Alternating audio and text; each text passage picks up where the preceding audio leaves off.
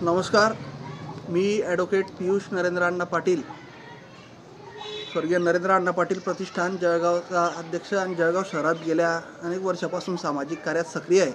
आपण सगळे जाणतात, परवा जी घटना घडलेली आहे गणेश नगर सबजेलच्या मागे आपण जळगाव या ठिकाणी आता आहे आणि जी घटना घडलेली आहे, 2 आजी आजोबा आपल्यासोबत आहेत. हे गेल्या 52 वर्षापासून या जागेमध्ये राहत आहेत. त्यांची झोपडी होती, पत्र्याचं घर होतं, त्यांना मूलबाळ नाही. आणि परवा गेल्या अनेक वर्षापासून त्यांचा या ठिकाणी असलेला एक गुंड प्रवृत्तीचा शर्मा नामक व्यक्ती, याला ती जागा हडप करायची आहे, ती जागा बळकायची आहे, या दृष्टीने यांना त्या ठिकाणून काढण्यासाठी गेल्या अनेक वर्षापासून प्रयत्न चालू होते. परंतु तो ताळमेळ बसत नसल्याने शर्मा हा योगायोगाने नंतर महानगरपालिकेत लागला आणि त्याने त्या संधीचा फायदा घेऊन जळगाव शहर महानगरपालिकेच्या अतिक्रमण विभागाला मॅनेज करून इथलं अतिक्रमण अचानकपणे केवळ फक्त एक नोटीस दिली गेली, त्याला उत्तर दिलेलं असताना देखील या ठिकाणी ज्या पद्धतीने जळगाव शहर महानगरपालिकेच्या अतिक्रमण पथकाने येऊन अतिक्रमण काढले, जसे की हे दोघं आजी आजोबा पाकिस्तानातून चुकून येऊन भारतामध्ये यांनी घर बांधलं आणि ज्या पद्धतीने तो सगळा ताफा आला, JCB या ठिकाणी आणलं गेलं, 20-30 कर्मचारी या ठिकाणी आणले गेले. या ठिकाणी JCB काय 2 व्हीलरसुद्धा मध्ये यायला जागा नाही. आणि JCB का आणलं गेलं असेल तर या ठिकाणी एक वातावरण निर्मिती करायची.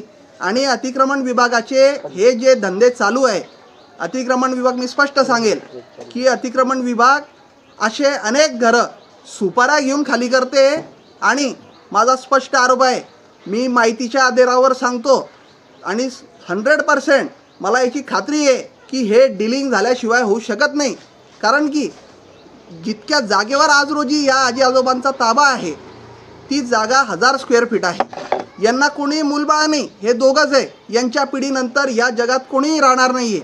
परंतु ही 1000 स्क्वेअर फूट जागा बळकायची, या 1000 स्क्वेअर फीटवर बांधकाम करायचं आणि इथे कोट्यावधीची माया आपण काबीज करायची, हा शर्माचा कट कारस्थान आहे.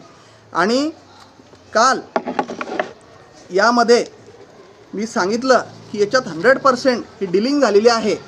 आणि मी सांगणार आहे महानगरपालिकेला, तुमच्या दम असेल, तुमची मर्दानकी ही जळगाव शहर महानगरपालिकेच्या अतिक्रमण विभागाने जळगाव शहर महानगरपालिकेच्या समोरच, जिथून तुम्ही रोज शेण खातात, जळगाव शहर महानगरपालिकेच्या समोर जे मोठमोठे शोरूम आहेत, मोठमोठे तिथे कॉम्प्लेक्स उभे राहिलेले आहेत, याची पार्किंग कुठे ही तुम्हाला दिसत नाही का? गोरगरिबांचं तुम्ही ओरडून खायला येतात. अरे हे धंदे सोडा, तुमचे कर्माचे फळं तुम्ही इथेच भोगणार आहेत. आणि मी सांगणार आहे, जळगाव शहर महानगरपालिकेच्या पूर्ण हद्दीमध्ये जितके हॉस्पिटल्स आहेत, माझ्या माहितीप्रमाणे तुम्ही सर्वे करा. जळगाव शहर महानगरपालिकेच्या अतिक्रमण विभागाने सर्वे केला पाहिजे की किती हॉस्पिटलची पार्किंग आहे. 95% हॉस्पिटलची पार्किंग नाही, गाड्या रस्त्यावर लागतात. तिथे का कारवाई करत नाही? तिथे का बरं त्यांचे खाली अंडरग्राऊंडमध्ये काढलेले ICU तुम्ही तोडत नाही? तिथे का पार्किंगची व्यवस्था तुम्ही करत नाही?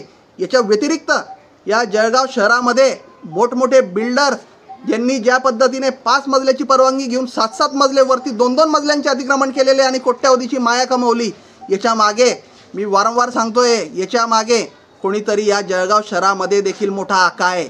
या आकाचाही आका आहे, हे मी वारंवार सांगणार आहे. आणि मी हा आकाचा आका शोधून दाखवेल, लोकांसमोर आणून दाखवेल. आणि जळगाव शहरामध्ये रिंग रोडला ज्या पद्धतीने मोठमोठे आता शोरूम्स होत आहेत, मोठमोठे दवाखाने होत आहेत, यांची पार्किंग कुठे गेली? जळगाव महानगरपालिकेमध्ये ती मर्दानकी नाही का? माझं जळगाव महानगरपालिकेचे अतिक्रमण विभाग आयुक्त महोदय यांना आव्हान आहे. आणि या जळगाव शहराला 3-3 मंत्रिपदं लाभलेले आहेत.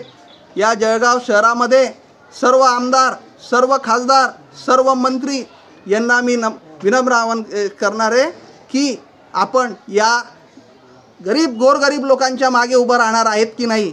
आणि मी तर सांगणार आहे, उद्या गेल्या 2 दिवसाला हे अतिक्रमण पाडलं गेलेलं आहे.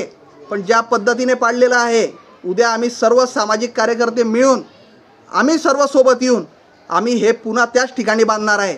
जळगाव महानगरपालिकेमध्ये जर कधी दम असेल ना तर आम्हाला थांबवून दाखवा. अशी दादागिरी ते चालणार नाही.